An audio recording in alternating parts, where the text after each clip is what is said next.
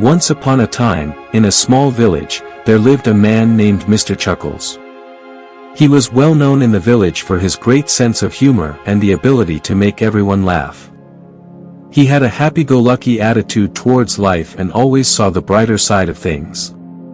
One day, Mr. Chuckles decided to go on a great adventure to spread joy and laughter across the land. He packed his bags and set out on his journey, determined to make people laugh wherever he went. His first stop was a kingdom ruled by a grumpy king who was known for his stern demeanor and a complete lack of humor.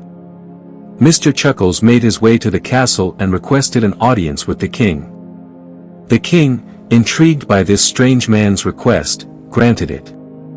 As Mr. Chuckles entered the throne room, he noticed the solemn atmosphere and the sad expressions on the faces of the courtiers.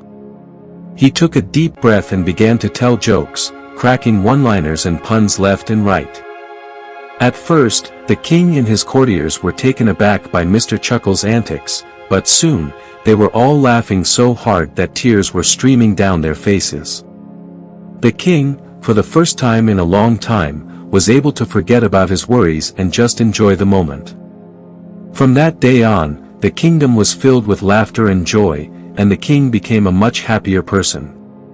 Word of Mr. Chuckles' great sense of humor soon spread, and he was welcomed with open arms wherever he went.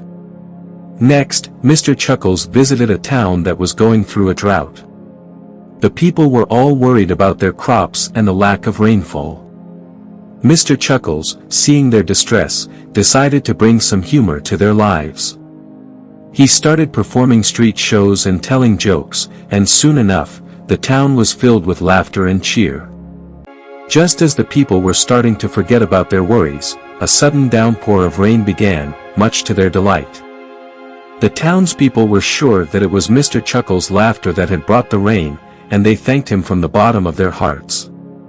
Mr. Chuckles continued on his journey, spreading joy and laughter wherever he went. He visited forests, mountains, and even the desert, bringing happiness to all those he met. He became known as the greatest comedian in the land, and people would flock from far and wide just to see him perform. Years passed, and Mr. Chuckles eventually returned to his village, where he was greeted with open arms and a hero's welcome. He had traveled far and wide, spreading joy and laughter, and he had changed the lives of many people for the better. And so, Mr. Chuckles lived out the rest of his days, always bringing a smile to people's faces and reminding them to never take life too seriously. His legacy lived on, and people still tell tales of his great sense of humor and the happiness he brought to their lives. The end.